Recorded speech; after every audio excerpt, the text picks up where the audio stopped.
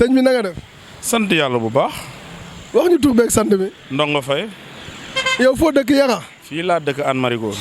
ñu gis ni démb si guddi dafa amoon accident bu metti bu amoon fii ba waa ji dafa mujj ñàkk bakkanam yéen ñu ko fekkee tey lu ngeen ñu mën a wax ci accident boobu.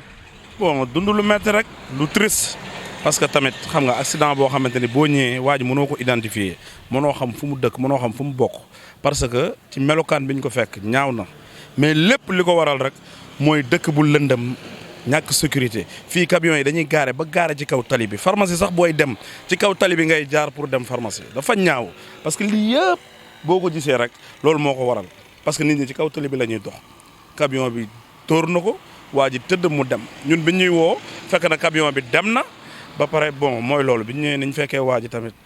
xam nga yàlla na ko yàlla yërëm daal. kon camion bi dafa daw. dafa daw taxawul ki ko mbëkk dafa daw parce que ñun bi ñuy woo bi ñu ñëwee ñu ko fekk yëpp bi ñu leen laajee chauffeur bi anam wala camion bi dañu noo taxawul dafa daw. ban côté la jublu côté Tëngéej bi wala côté. jógee di dem côté Tëngéej. camion bi nan lañ ko mën a identifier lu ngeen gis tey ci camion bi. bon ñun nag gisuñu camion bi mais ki fekk dañ rek camion la conteneur 40 pieds bon ki ko gis loolu la wax bon comme nag moom dafa ragal a génn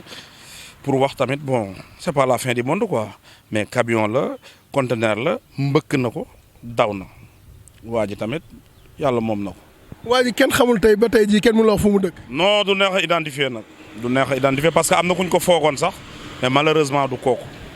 waaw kooku dem nañ seen kër nee nañ ñu du moom ndax seen waa kër gis nañ ko mais melokaan bi ngeen ko fekk maanaam tey lu mu mel. non doy na waar trop accident bii kay ba ma juddoo ba léegi musuma ko gis musuma gis accident bu mel nii yàlla na ko yàlla yërëm rek te jégal ko mais daal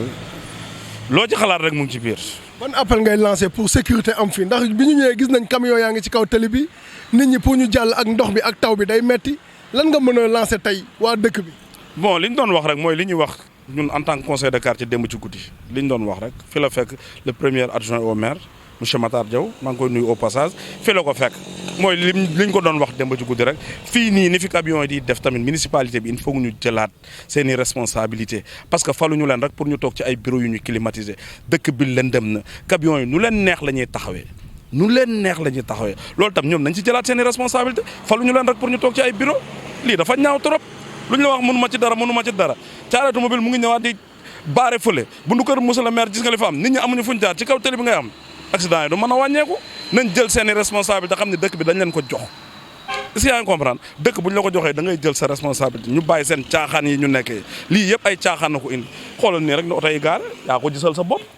démb rek am na benn camion fii bu taxawaat nii kon xam nga ne kuy jaar fii ci kaw télé bi ngay jaar te fii la nit ñi di jaar pour dem pharmacie fii la nit ñi di jaar pour dem ci arrêt bi nañ jëlaat seen i responsabilité bàyyi caaxaan yi ñu nekkee. kon daal bu ñu déggoo say kàddu mën nañ ne lu weesu accident sax na fi am ndax camion yi di garder lu nekk gaare nii lu nekk mën na fee xaj ndaxte nit ñi fii yoon la dañ fiy jaar kon daal waa mairie bi ñoo ngi leen di ñaan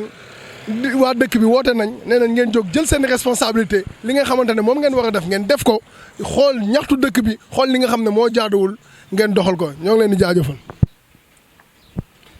salaamaaleykum sëñ bi na nga def. sant yàlla bu baax a baax a baax. wax ñu tur beeg sant bi. waaw man maa ngi tudd Cheikhouna Bane dëkk an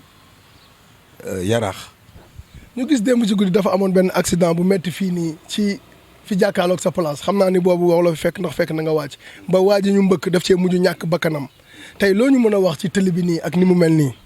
waaw vraiment loolu tamit dañ koy ñaawlu muy loo xam ne lu ñu metti la ndax doomu Hann Bel-Air ñoo nekk fii ñuy lancer appel aussi autorités yi ne fii di leen alerter parce que loolu xam naa heure bi muy amee man fekk mu fi mais man damay wax ak ñoom chaque jour ci chaussée bi niñ koy te di ko fermer nit ñi du ñu am fu ñu taxaw du ñu am fu ñu gaare oto yi vraiment ni ñuy gaaree nit di fermer tal bi te rafetul vraiment war nañ ci taxaw waaw. ñu gis ni fi nit ñi waroon jaar tey oto yi ñoo fay gaaree léegi est-ce que loolu tànk mi ngi fi accident ñu gis ni coin bi tamit accident yi bëri na fi loolu léegi loolu tànk mi ngi fi nga yaakaar ni accident yi dina fi jóg. waaw loolu day yokk scandale bi rek wax dëgg yàlla aussi man maa ngi ci wax ak benn agence mairie mais daf ma joxoon heure sax ni ma bu ngeen liggéeyee ba wàcc 6 heures fu mu jotatee bu ngeen gisee ñu gaare jëlal matricule bi donc war nañ mën a yokkaat avantage ñun ñu nekk fii priorité yi jox ñu ay kii yoo xam ni dinañ ci mën a taxaw daal parce que lii moom buñ ci taxawul day gën a garaaw daal.